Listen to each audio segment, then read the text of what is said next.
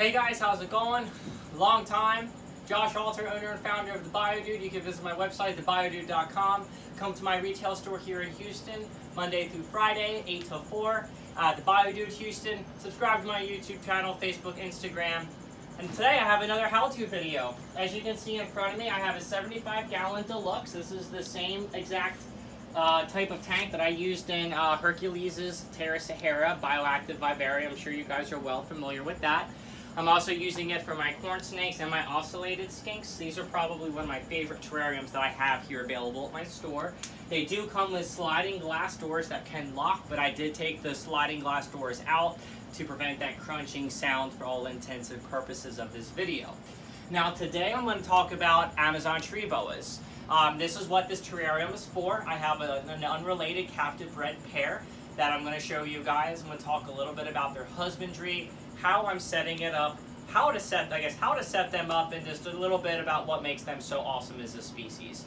So the first thing that I'm going to do is I'm going to show you what I have here at the base. So as of right now, this is bioactive soil that has been jump-started and it has been going for a long time. This is my terra firma. As you can see, there is some AAA sphagnum moss already mixed in with various leaf litter.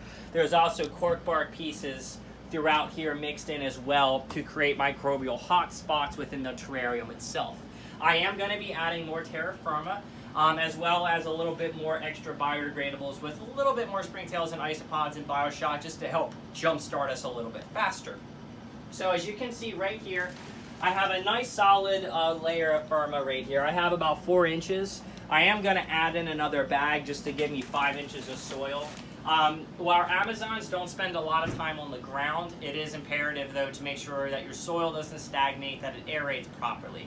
So what we're going to notice with the firma in this setup is that it's always going to be dry in the middle and bottom, it's going to be dry at the top and moist in the middle and bottom layers. Amazon tree boas like to have humidity spikes throughout the day between 55 and 75%. With a hot spot of around 90. So what I'm going to be doing is putting a heat bulb right on this side. I'm going to be running lighting all across for the plants, as well as offering, making sure that I have lots of different branches. Now these guys spend almost all of their time in the trees. When they're young, they tend to stay closer to the forest floor to catch, toads, frogs, lizards, really birds, whatever they can get their hands on. When they get a little bit bigger, about the size that my Amazons are now, they will spend a little bit more time up in the trees, pretty much all the time. So it's very important that you have a significant amount of branches. They love dense, packaged terrariums with lots and lots of levels and places to hide. It's very important that you make sure with their long, slender bodies that they have ability to go branch to branch with branch without actually touching the soil. Now, I'm sure a lot of you guys are asking, why, Josh, aren't you putting them in a 36 by 18 by 36? Now, the reason that is while these snakes are arboreal, I've really noticed with these, especially since I've been watching these snakes since they were born, is that they have a tendency to really stay right here in the middle. And I'm not really sure why that is, so I am going to try them in the 75 and see how they do. And then if I'm noticing that they're constantly trying to get up higher, up higher, up higher, I will take this soil and repurpose it into something a little bit larger. But I decided to go more length space for them because they are long snakes, to give them just enough height to give them the thermoregulation that they need for temperature and humidity. So as you can see here, I have my bioactive soil, my terra firma. The next thing that I'm going to do is I'm actually going to add in another bag. So this is my 36 quart size of firma. So what I'm going to do is take this, I'm going to open it up, and then I'm going to dump this bag right in here. Now, my expectation is that with this soil being already jump-started, that it's going to help vitalize this soil a little bit faster, as well as me adding in other springtails and isopods. Now it looks like I'm putting so much substrate in that there's almost no room for the snakes. So what's going to happen is as the snakes as the snakes get acclimated, the terrarium is going to acclimate too. And what's going to happen is that this soil is going to settle. So as of right now, it's about 6 or 7 inches tall. in about a month and a half, this 7 inches of substrate is going to be down to about 5 inches. This is really going to help with humidity pockets in the soil. So what I'm going to do is I'm just going to mix this up really well to get some of the new soil and the old soil mixed up. So that way all the processes get nice and mixed up here. And this is going to be a nice deep layer for them. So if they do want to end up burrowing, which again, arboreal snakes, especially Amazons, aren't going to do that very often, but at least we'll give them a little bit of an ability to do so. Okay, so I think that's a good amount of Firma in here. Next thing I'm going to do, since I added 136 quart bag of Firma, I'm going to add in 136 quart of Bioshot. Now what my Bioshot is, it is essentially microbes that break down organic matter, as well as input different types of funguses and bacteria to help form symbiotic relationship with plant roots, as well as help break down organic waste, such as feces, shed, biodegradables, things like that. I am also going to add in some springtails and isopods as a supplement. So these are the springtails that I sell. I sell tropicals and arids. This is how they're packaged, and you can see them moving around in here pretty well. There's a solid amount. I let these culture for 14 days before they are made available to you. So you're always going to make sure that you have a culture with at least 2 generations of eggs in there. And then for the dwarf white isopods, I'm going to do the exact same thing, and you can actually see some right here.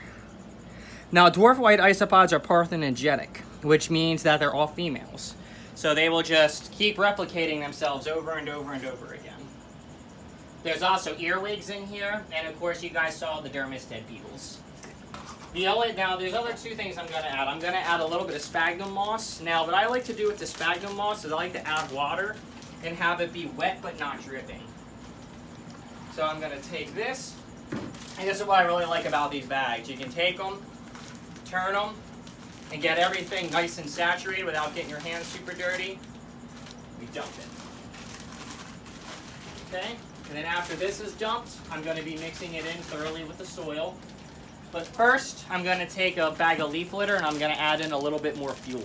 So people ask me, Josh, why do you bag leaves and sell them? Why do you package up bark and sell them? And that is because I want you guys to think of the biodegradables as the fuel for the car, with the substrate being, and the substrate, your biological processes, and your bugs being the car. That essentially help break down that organic matter. And when you say, well, what's organic matter? Organic matter is everything you see in here. Leaf litter, sphagnum moss. I'm also going to add some of my paperback bark. Now I'm adding the paperback bark as well because what that's going to do is create microbial hotspots within your soil. So what I like to do is I'll take all the bark, right like this. And then what I'm going to do is I'm going to break it up into teeny tiny pieces. This is what's really nice about this stuff. And what's going to happen is moisture is going to absorb into this. Bugs, funguses, and bacteria are going to swarm these bark pieces.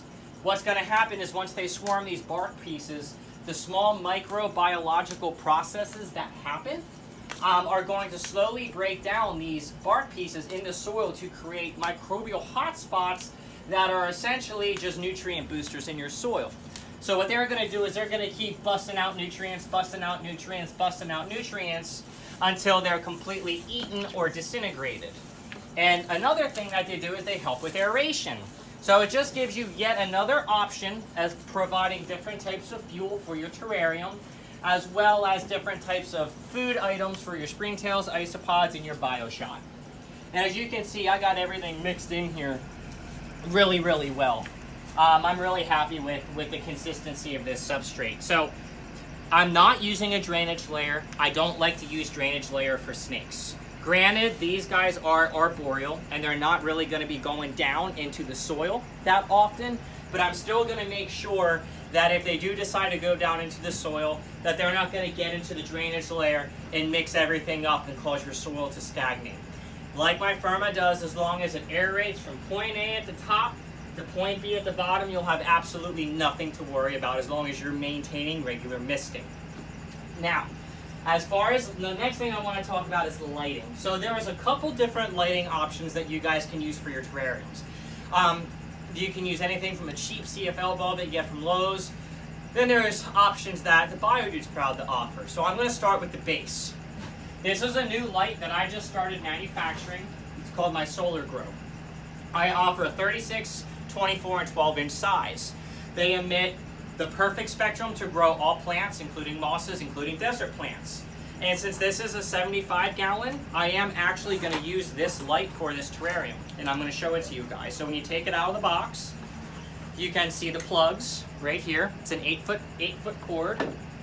Then you have the adapters, and this is great for the PVC cages because this comes with special adapter pieces to hook up into my PVC enclosures. So it comes with a full harnessing kit already, easy to go for you. Then you see the fixture itself. I do sell the daisy chains. I do not include them in the box. What's really nice about these fixtures is that you can connect them via daisy chain. You can connect up to, I think, 12 fixtures to one plug. These are really, really low output, 120 volts. Really easy right there, as you can see. And it is a T5 bulb, which means that Arcadia UVB lights fit perfectly in my lights. So what I'm going to do is I'm going to put this right at the top, and I'm going to take this off here. I'm going to get this plugged into the back, so that way you guys can see the light disbursement for this particular light. Now, obviously my base model lights are a little lighter. Crap, there we go. So I wanted to have a higher end light and a more affordable light. So my Solar Grows are my answer to the more affordable option. I want you guys to see how well it does for illuminating everything. Does a great job, it looks nice, and you can connect multiple, which is something that I personally really like about them. And again, they are affordable. They're not going to break the bank. I think I sell this 36-inch light for $40. The other option, which I'm sure you guys are well aware of, is my Glow and Grows. Now, this would be considered upgraded lighting. So what's going to happen is these have LEDs in them. So these are the LED lights that you see on the top of all my terrariums over here, which you can actually see the Mist King going off on the right side. But then if you look at this is just a normal T5 bulb. Now, this bulb doesn't produce any UVB. You can put a UVB T5 bulb in here, but this only has a plant bulb that's 6,500 kelvins and I believe 1,100 lumens if my memory serves. So, you know, this is great for your live plants, which I highly recommend for using for Amazon tree boas. Another option for lighting is another brand that I started carrying. And this is one of the few lights that I'll concede are better than mine. Fluval. This light is the bee's knees for planted terrariums. You can have settings programmable via Bluetooth. You can set a thunderstorm setting. You can have it set on a timer from your phone.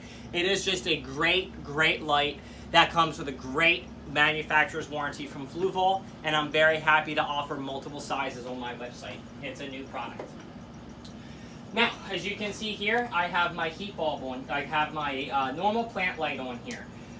There's a big controversy whether snakes need UVB or not. It's been pretty much set in the hobby that you can keep a snake in a tub and it's eating and it's doing just fine. But no one's ever taken that extra step besides a few people that actually really want to advance the husbandry of our animals to see if we offer snakes UVB, does it make any type of a difference? And the answer is yes, it does make a difference. I look at it this way. You have a Cadillac, and the dealership tells you that you can put normal gas in it, but they're recommending that you put premium in it. You just spent all this money on the car, what are you going to do? Are you going to go the bottom cheaper route and do the base, or are you going to spend more money to maintain the quality of what you put money into longer? That is the exact reasoning you should have when it comes to taking care of your animals.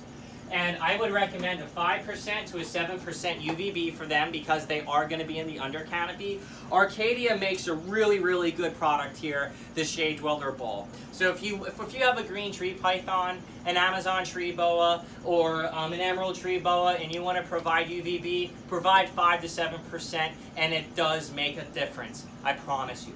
T5s need replaced once a year. If you choose to go with UVB, I still recommend having a plant light, as these lights do not emit the spectrum needed to grow live plants. So, as far as heating is concerned, this is the heating I'm going to be rocking and rolling with these guys. I'm going to first use a thermostat. Now, I normally use these with under tank heaters, and I like to put the under tank heaters on the side. But I'm not using an under tank heater for this species. I'm going to use top heat. So I'm going to be using a 300 watt thermostat that this reptile dome is going to be hooked into.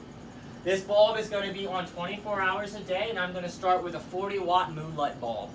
After I check my temperature and humidity with my thermometer hygrometer, my hot end is going to be 90 degrees and my cool end is going to be 70. As long as I'm getting that gradient with this bulb, this is the light this is the heat dome I'm going to use. But if I'm noticing that it's not getting hot enough, I'm going to upgrade to a 60. I'll be sure to keep you guys in the loop with what I'm going to do. So I talked about the substrate, I talked about the lighting, and I talked about the heating. I guess the next thing, which is, to me is the best thing, is to get building. So I think what I'm going to do first is I'm going to work on trying to create more of a mangrovish bog type of thing, since they are from the Amazon rainforest. We want to make sure that there's plenty of branches for them to perch. The minimum thickness for a perch for this species is 1/2 inch as neonates to 1.5 inches as adults. They like to sit in a V formation, very similar to chondros and emerald tree boas. But just keep in mind, Amazon tree boas, they're nasty. That's why I love them. They're nasty snakes. They will bite the crap out of your face. They will latch on you. They will poop on you. And I'm really excited to have such a beautiful pair here to show you guys. So first what I'm going to do is I'm going to get some of my larger plants put in here first. So this is a new tropical that I'm carrying called Dieffenbachia. This is called Dieffenbachia Camille. I like it because it's extremely sturdy and it's going to grow really easily in here. So I am going to first, I'm going to put this in the corner right here, and I'm going to plant it deep.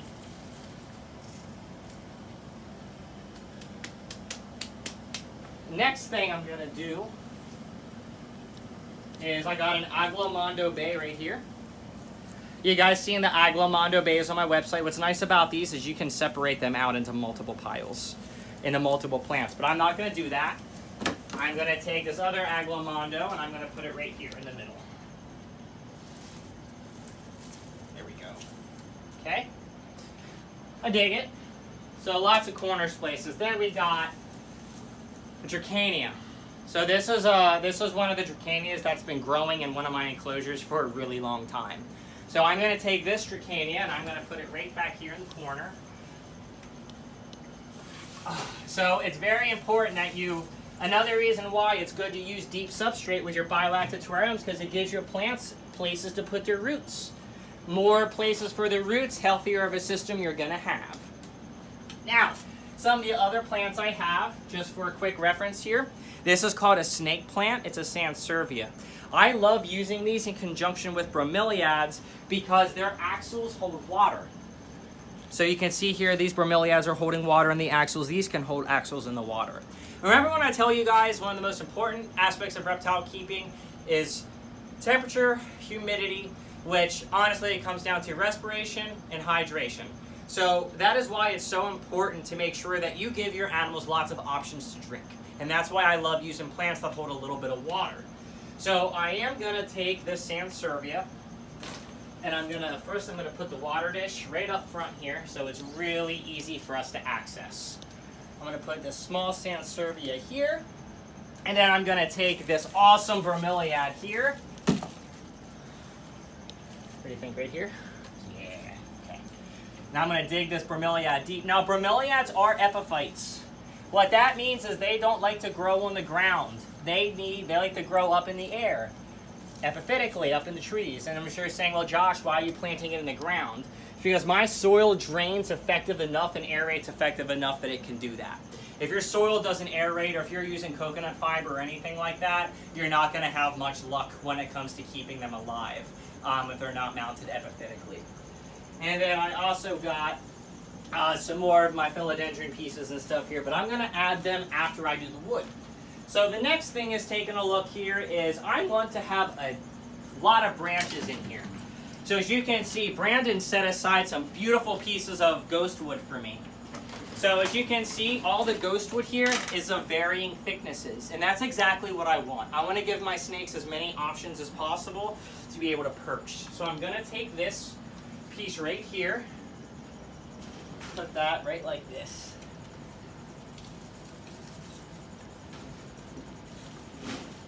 Yeah. There we go. Okay. Gotta be careful I don't kill the Aglomondo. I got this mega piece right here. Let's see what I can do with this.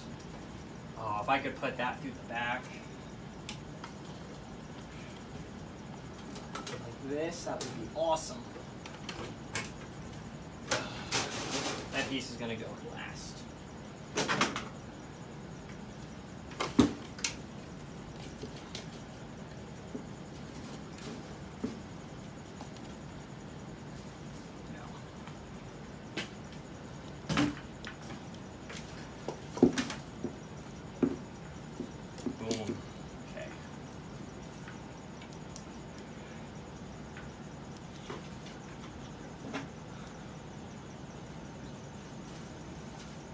I lied. I'm gonna move these Broms.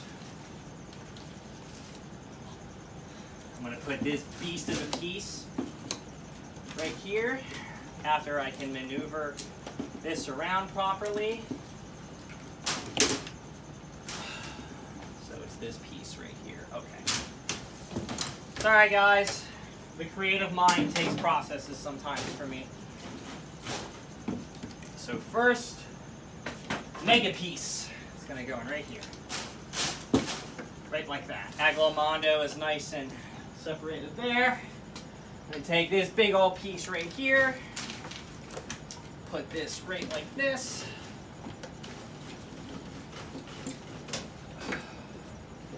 If I can get it in now. I don't know, Brandon, if I'm gonna be able to fit this. It's the curved piece right here. Put this. I can deal with that.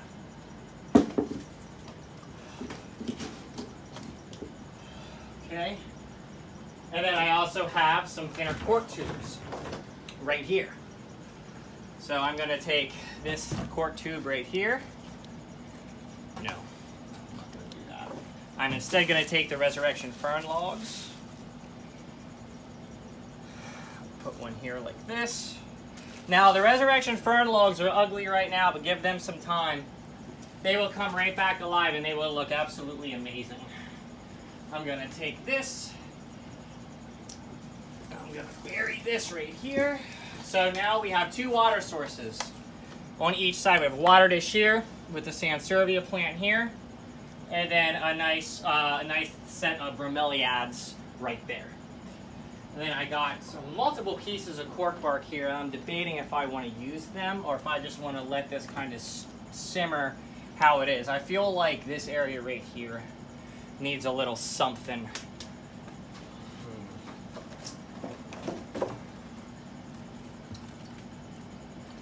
No. I got an idea. I'm going to take the philodendrons that I mentioned about you guys earlier. And I'm going to take this philodendron right here, bury it right here. Yeah.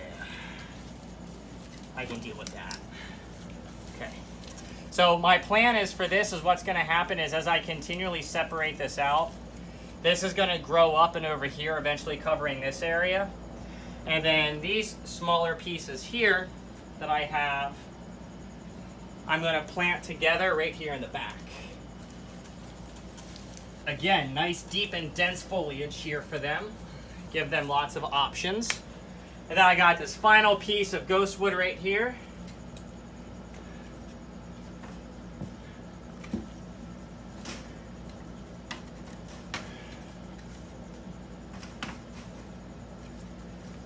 I dig it. Put that here. I'm going to put various nut pods in here. So, some other types of nut pods I like to use, these are the large nut pods, and guess what? They hold water. Let me show you. So what I like to do is how they hold water like this. I will prop them in different areas that I know they're not going to move. So that way when the mister goes off, it naturally collects the water in there, like a natural little water dish. We also got a Jenga seed pod, which is a little maraca. Put that right there. Now I did pull an Exoterra buffalo skull, and I'm considering putting the skull right here. Brandon, should I go with the skull or should I say no? Always go with the skull. Okay. You hear that, YouTubers? That's Brandon. He's the mastermind behind all these YouTube videos. Sometimes. So, as you can see, I am taking this primate skull. I'm going to put that right here. Yeah! I dig it, and I feel like that kind of goes with the persona of these crazy critters. So I guess without further ado, let me show you the snakes.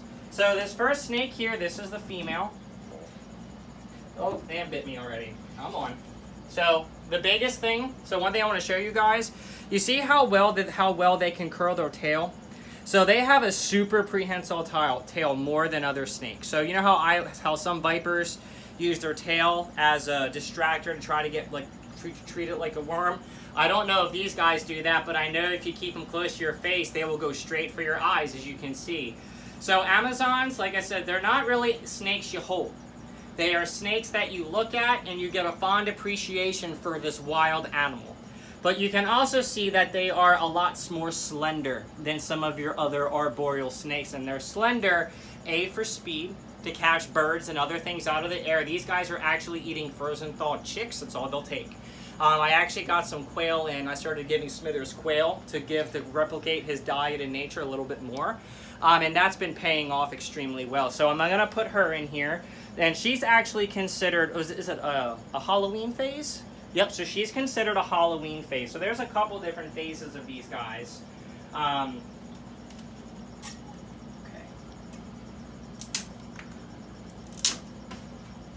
Going in, I'm sorry.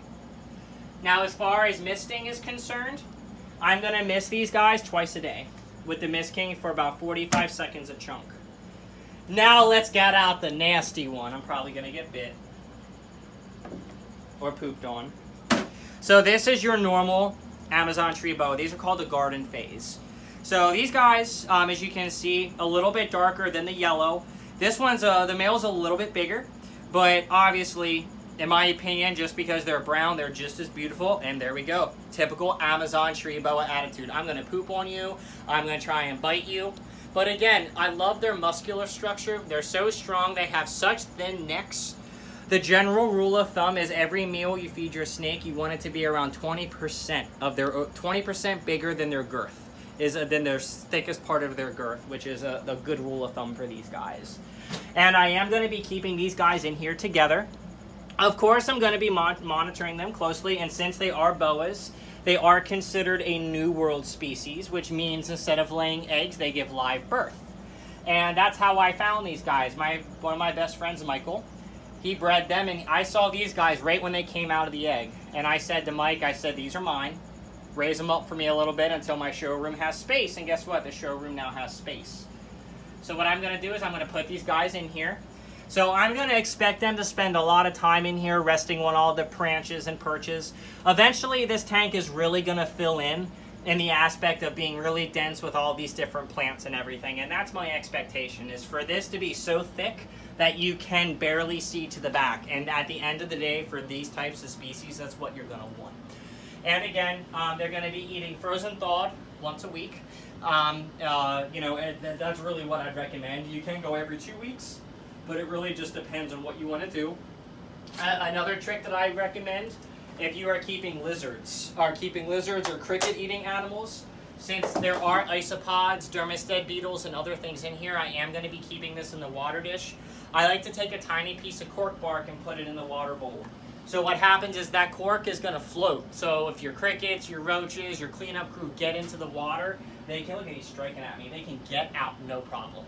So again, guys, my name is Joshua Halter. I'm the owner and founder of the BioDude. I really appreciate all of the subscribers. I really appreciate everyone's support of my business. It's been quite a journey, and there's a lot of awesome stuff coming. I know I haven't done a video in a while, and this is going to be the only one for the next couple weeks, but I promise you, once I move with my big filming studio, there's going to be a whole BioDude 4.0, and I'm really, really excited to share all of that with you. Make sure you subscribe to me on YouTube, Instagram, Facebook, all that good stuff. Enjoy the Amazons because they want to bite me. Yeah. Dude abides.